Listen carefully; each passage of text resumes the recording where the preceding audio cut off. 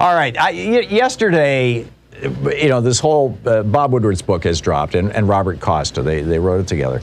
And in this book, they are citing the apparent fact that General Mark Milley on two different occasions basically stepped in to prevent Donald Trump from starting a war, or actually reached out to his contemporary in China. I talked about this a little bit on the air a couple days ago, yesterday, the day before. I believe it was the day before, about how we were not going to strike China, that he was going to prevent Donald Trump from trying to use an international incident to maintain his own power.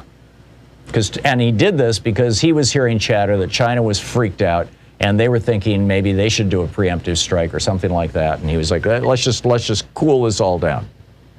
Now, in doing that, the Joint Chiefs, the Constitution doesn't have any mention of the Joint Chiefs. The Joint Chiefs is not in the command structure for declaring war or engaging in war, and it's not covered by the authorization to use military force. So what Milley did was almost certainly unconstitutional and possibly even illegal.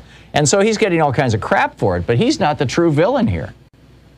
And it's not the advisors to Donald Trump who are the true villains either. I get it. Roger Stone was advising Trump on all this. He came up with the whole Stop the Steal thing back in 2016 when they thought that Trump was going to lose to Hillary Clinton. That's when they were ready to roll out Stop the Steal. They had branded it and everything. They had a website.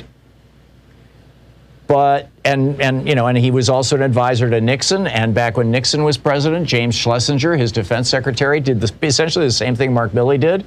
He convened a whole bunch of military folks and said, whatever Nixon tells you to do, don't do it. But nobody's talking about the real villains here.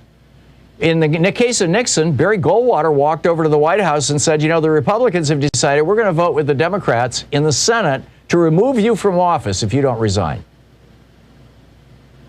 And the Republicans in the United States Senate had two chances. Once in 2019, well, the second time was after Trump had already lost the election, but they had two chances to remove Trump from office or to forbid him from ever again running for office. And they whiffed on both. They took a pass on both. 50 Republican senators. General Mark Milley is not the villain in this story.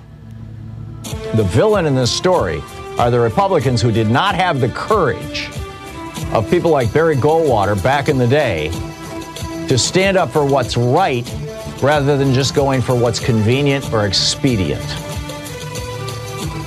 And I think we just need to plant that flag in the ground. It's like nobody is talking about the fact, everybody's talking about Milley, and nobody's pointing out that a whole year earlier, the Republicans could have removed Trump.